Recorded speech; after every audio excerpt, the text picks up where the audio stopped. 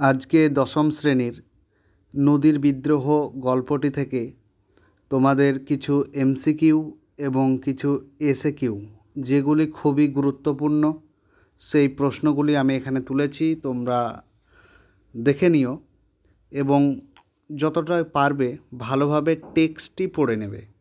অর্থাৎ টেক্সট যদি না পড়ো তাহলে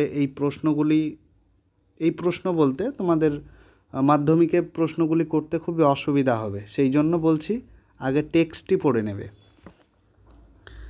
এখন যে প্রথম প্রশ্নটি হলো, এখানে দেখো, আমি চললাম হে কথাগুলি বলেছিল কে?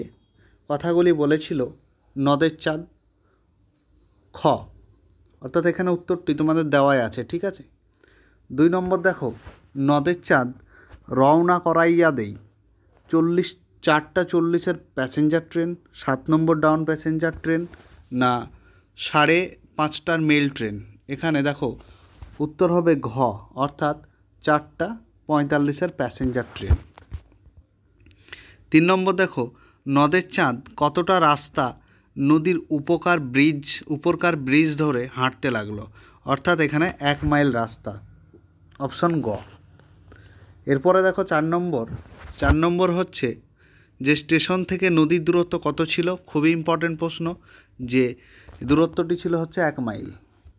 5 নম্বর, আজ এই বিকালের দিকে বর্ষণ থামিয়াছে কতদিন পরে? অর্থাৎ এখানে অপশন খ, যে 5 দিন পরে থামিয়াছে। 6 নম্বর, নদের চাঁদ নদীকে দেখেনি কতদিন দেখেনি? 5 দিন দেখেনি।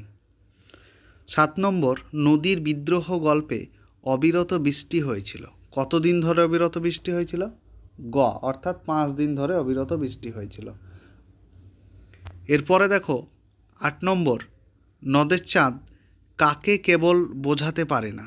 অন্যকে, নিজেকে, বড়দের না ছোটদের? এখানে অবশ্যই জানো যে নিজেকে বোঝাতে পারে না। এরপর দেখো নদের চাঁদের বয়স কত বছর? অপশন খ, 30 বছর। এটা মাধ্যমিক 2020 সালে এসেছিল, অর্থাৎ পাশে পাশে লেখা রয়েছে, দেখো কোন সালে এসেছিল, যেটা খুবই গুরুত্বপূর্ণ। সেটা তোমরা এখানে যে 15টি প্রশ্ন তুলেছি আমি সবগুলোই গুরুত্বপূর্ণ, তোমরা পারলে খাতায় লিখে নিও। পরবর্তী প্রশ্ন দেখো, নদের চাঁদ কে ছিলেন? একজন পেশায় স্টেশন মাস্টার ছিলেন। এরপরে দেখো, নদের চাঁদ যে ওর দেশের যে নদীটি ছিল সেটা ভরা যৌবনে না নিত্য চঞ্চল না উচ্ছ্বাসিত বেগবতী না ক্ষীণস্রোতা নির্জীব? এখানে অপশন ঘ, ক্ষীণস্রোতা নির্জীব। পরবর্তী 12 নম্বর দেখো, দেখিয়া সে প্রায় কাঁদিয়া ফেলেছিল। কি দেখে কাঁদছিল? নদীর ক্ষীণস্রোতা ধারা দেখে, নদীর জল শুকিয়ে যাওয়া দেখে, নদীর চাঞ্চল্য দেখে, নদীর নির্জীব অবস্থা দেখে? তোমরা উত্তর দেখবে না, আগে নিজেরা পারবে কি দেখবে, তারপর দেখবে। এটা হবে অপশন খ, নদীর জল শুকিয়ে যাওয়া দেখে কাঁদছিল। পরবর্তী দেখো 13 নম্বর, 5 দিন আগে নদের চাঁদের দেখা নদীটির মধ্যে চাঞ্চল্য ছিল, তাতে প্রকাশ পেয়েছিল। কি প্রকাশ পেয়েছিল? বেদনা, ক্রোধ, প্রবলতা না পরিপূর্ণতার আনন্দ? এখানে অবশ্যই দেখো অপশন ঘ, পরিপূর্ণতার আনন্দ। 14 নম্বর দেখো, নদের চাঁদ কর্মস্থলের কাছে নদীটিকে কত বছর ধরে চেনে? নদীটিকে 4 বছর ধরে চেনে। 15 নম্বর, বউকে 5 পাতার চিঠি লিখতে নদের চাঁদের সময় লেগেছিল কতদিন? নদের চাঁদের সময় লেগেছিল 2 দিন। এরপর দেখো অতি সংক্ষিপ্ত প্রশ্ন, ভীষণ ইম্পর্টেন্ট, সামনে তোমাদের মাধ্যমিক পরীক্ষা রয়েছে, সেই জন্য তোমরা ভালোভাবে দেখে নিও। প্রত্যেকটি বেশিরভাগই লাইন তুলে প্রশ্ন রয়েছে, আর তোমাদের পরীক্ষায় লাইন তুলে প্রশ্ন বেশি আসে। প্রথম প্রশ্নটা দেখো, যে আমি চললাম হে বক্তা কখন কথাগুলি বলেছিল? যখন 4:45-এর ট্রেনের প্যাসেঞ্জারটিকে রওনা দেওয়ার পর নদের চাঁদ তার সহকারীকে, অর্থাৎ সহকারী হবে হয়তো, এখানে একটু প্রিন্টিং মিস্টেক রয়েছে, তাকে কথাগুলি বলেছিল। এরপর 2 নম্বর দেখো, যে মানিক বন্দ্যোপাধ্যায়ের প্রকৃত নাম হচ্ছে প্রবোধ কুমার বন্দ্যোপাধ্যায়। তোমাদেরকে পূর্ণ কথায় উত্তর দিতে হবে, ঠিক আছে? এটা দেখো মাধ্যমিক 19 সালে এসেছিল। এরপর দেখো বৃষ্টির জন্য নদের চাঁদ কতদিন নদীকে দেখেনি? 5 দিন নদীকে দেখেনি। 4 নম্বর, রেলের উঁচু বাঁধ ধরিয়া হাঁটিতে হাঁটিতে নদের চাঁদ কী ভেবেছিল হাঁটতে হাঁটতে? যে রেলের উঁচু বাঁধ ধরে হাঁটতে হাঁটতে নদের চাঁদ নদীর বর্ষণ পুষ্ট মূর্তিটি কল্পনা করার চেষ্টা করছিল। 5 নম্বর, নিজেকে কেবল বুঝাইতে পারে না। নিজেকে বোঝাতে পারে না কেন? কি বোঝাতে পারে না? বোঝাতে পারে না যে নদের চাঁদ একজন স্টেশন মাস্টার, দিনরাত্রি মেল ও প্যাসেঞ্জার ট্রেন আর মালগাড়ি নিয়ন্ত্রণ করাই তার কাজ। তাই নদীর জন্য এইভাবে পাগলের মতো উৎসুক বোধ করা তার সাজে না। পরবর্তী প্রশ্ন দেখো।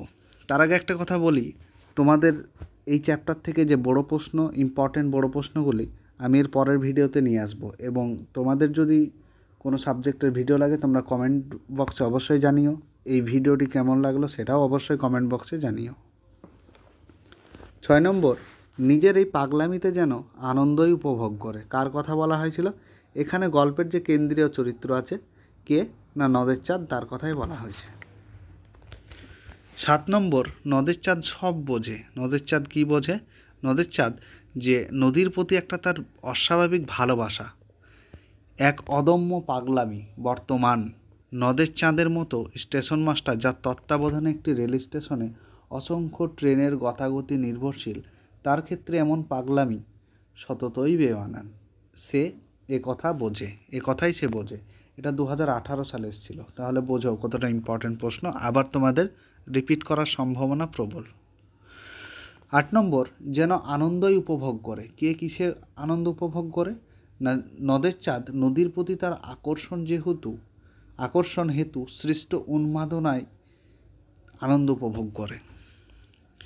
9 নম্বর, নদের চাঁদের দেশের নদীটি কীরূপ ছিল? ক্ষীণস্রোতা ও নির্জীব। এখানে এমসিকিউতেও পেয়েছ প্রশ্নটি। 10 নম্বর, নদের চাঁদ স্তম্ভিত হইয়া গেল। স্তম্ভিত কেন হলো? কারণ 5 দিন আগে যে নদী ঘোলা জলে চঞ্চল ছিল, আজ সেই নদী যেন পাগল হয়ে উঠেছে। তার চারিদিকে গাঢ়তর ঘোলা জল এবং ফেনায় পরিপূর্ণ হয়ে রয়েছে। এরপর দেখো 11 নম্বর, কিন্তু সে চাঞ্চল্য যেন ছিল পরিপূর্ণতার আনন্দের প্রকাশ। কোন পরিপূর্ণতার কথা বলা হয়েছে?